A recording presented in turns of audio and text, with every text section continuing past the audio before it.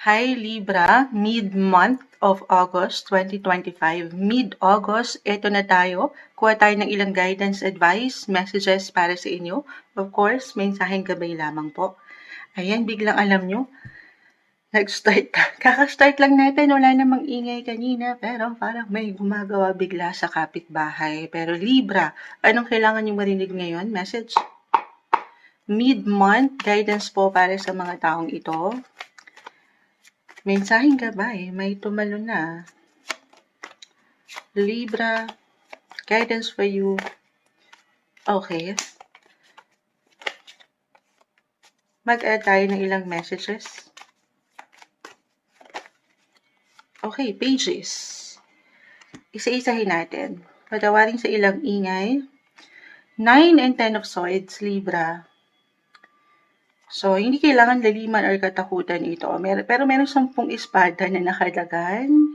Yes, dyan pa lang. Could be physically, mentally, emotionally. Tapikin din ng sarili, okay? Baka minsan may mga pagkakataon kasi umaangat dito ang ilang oportunidad. Baka hindi mo masyadong nararamdaman na. Of course, sa part na ito guys, kayong higit na makapagsasabi, hindi po isang medical advisor si Moonchild. Physically, mentally, emotionally, listen guys, listen to your body, okay? The Tower, this one is in reverse, baka hindi sa mga pagkakataon na hindi nyo inaasahan ay biglang meron pala kayong dinaramdam.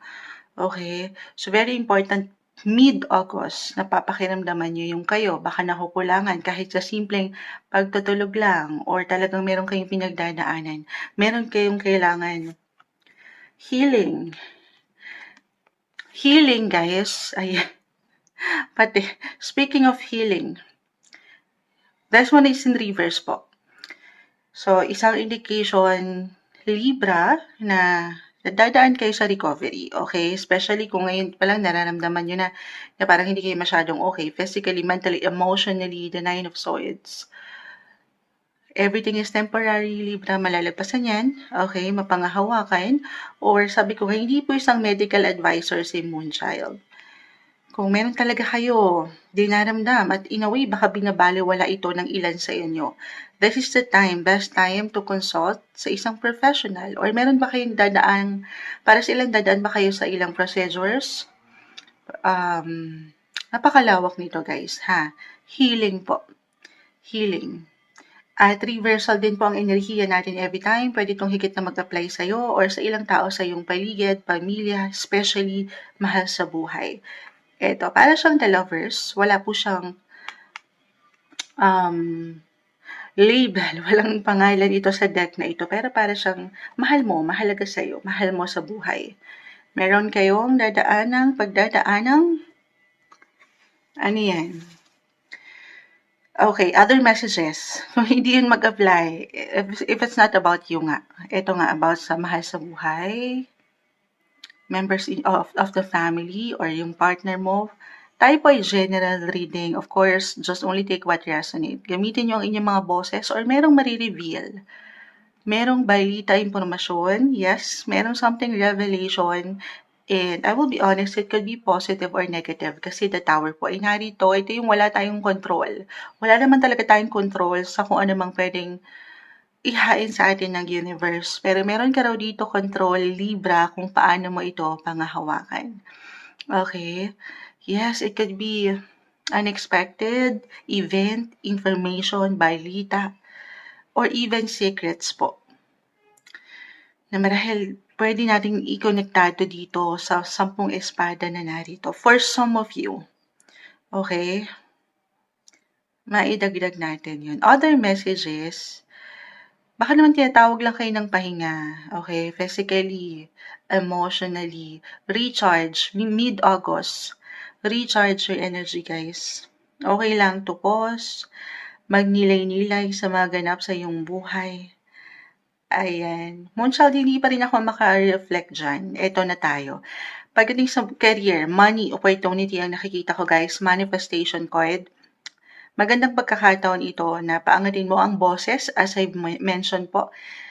Especially for some of you na naghahanap ng trabaho ngayon or meron kayong gustong i-present sa inyong mga trabaho, present something na magandang chance, okay?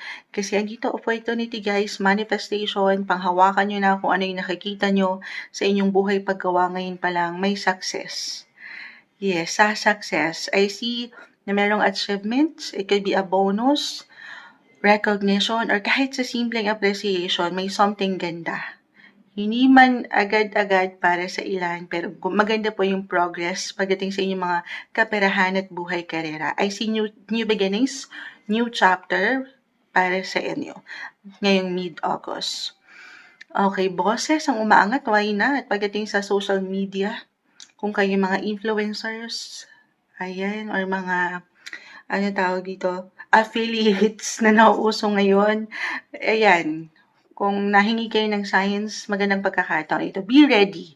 Be ready. Of course, physically, mentally, emotionally, or even financially, you have to be ready. Along with your other cards, parang pinaghahanda na kayo ng universe para sa mga bagong page, bagong chapter ng inyong buhay. Yes po, kaakibat marahil konektado tong ilang na mention ko. Sa ngayon pa lang ay napagninilay ang ilan or napagdadaanan nyo na hindi ganun kadali.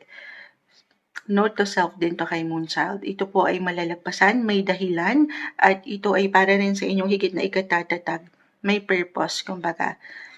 Ikatatatag saan sa buhay, negosyo man, trabaho, buhay karera, or pamilya, mahal sa buhay. Laban lang, tuloy lang, iting umangat na guidance para sa inyo. Mid-month of August 2025, Libra.